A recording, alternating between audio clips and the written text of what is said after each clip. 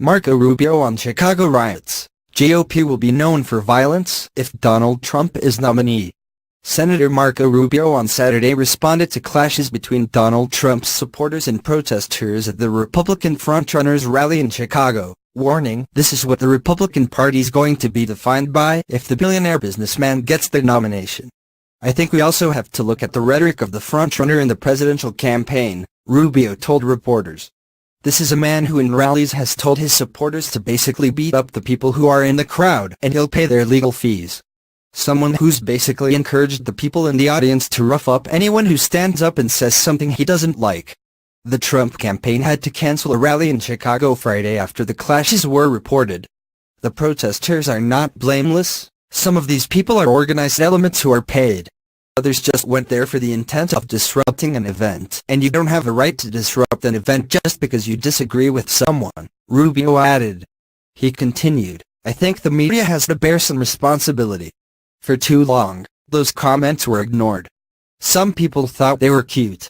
And he's gotten an enormous amount of coverage for all the stuff he says that's outrageous. Every time Donald Trump offends someone, says something ridiculous, says something offensive, it's wall-to-wall coverage which has elevated him even more." Rubio warned of serious consequences. "This is what a culture and a society looks like when everyone goes around saying whatever the heck they want the result is. It all breaks down. It's called chaos. It's called anarchy.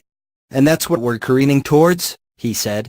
"The great thing about America is that we settle our differences in this country at the ballot box," he said.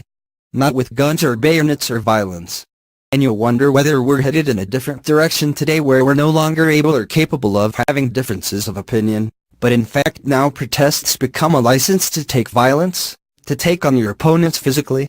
Rubio added, "I think forget about the election for a moment. There's a broader issue in our political culture in this country, and this is what happens when a leading presidential candidate goes around feeding into a narrative of anger and bitterness and frustration. And I think we all need to take a step back and ask ourselves, are we contributing to this? Because if this continues, I think this country will continue to be ripped apart at the seams, and we will be incapable of solving any of the major issues that we have. It's not just about the reputation of the Republican Party, although he can fracture and destroy the party, but it's